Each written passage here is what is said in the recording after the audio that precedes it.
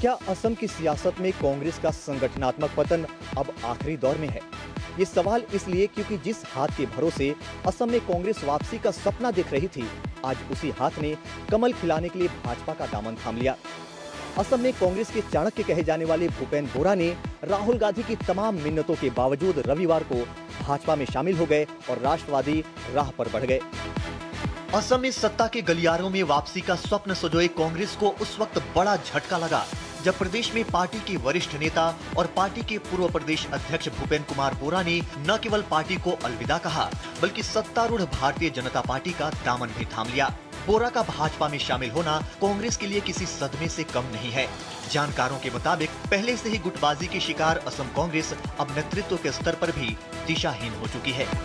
कम से कम 33 इयर्स उन्होंने कांग्रेस को सेवा किया था। भारतीय जनता पार्टी का जो राष्ट्र प्रथम ये नीति को आगे रखते हुए हम लोग एक साथ काम करेंगे। दरअसल बोरा राज्य में कांग्रेस की कम होती जनाधार और लचीला कार्यशैली से लगातार परेशान थे। प्रदेश अध्यक्ष गौरव गोगोई और उनकी पत्नी का पाकिस्तानी कनेक्शन से नाराज बोरा ने एआई समिट में कांग्रेस के देश विरोधी हरकत पर भी कांग्रेस को आड़े हाथ लिया। कांग्रेस पर देश के सम्मान को चोट पहुंचाने का आरोप लगाते हुए उन्होंने पार्टी का दामन छोड़ दिया। जब ये जाते हैं ऐसा ही बोलते हैं, जब ये जाते हैं जितने जाते हैं कोई नई बात नहीं है।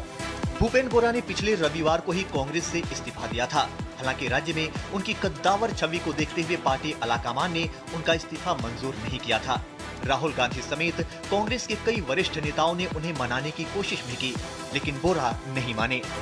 राहुल गांधी की तमाम कोशिशों के बाद भी बोरा का नहीं मानना इस बात का संकेत है कि अब ईमानदार कांग्रेसी नेता हाथ का साथ नहीं चाहते। और सवाल ये नहीं है कि असम में सरकार किसकी बनेगी, बल्कि सबसे बड़ा सवाल ये है कि आगामी विधानसभा चुनाव तक कांग्रेस के पास उसका झंडा उठाने वाला कोई मजबूत हाथ बचेगा भी या नहीं।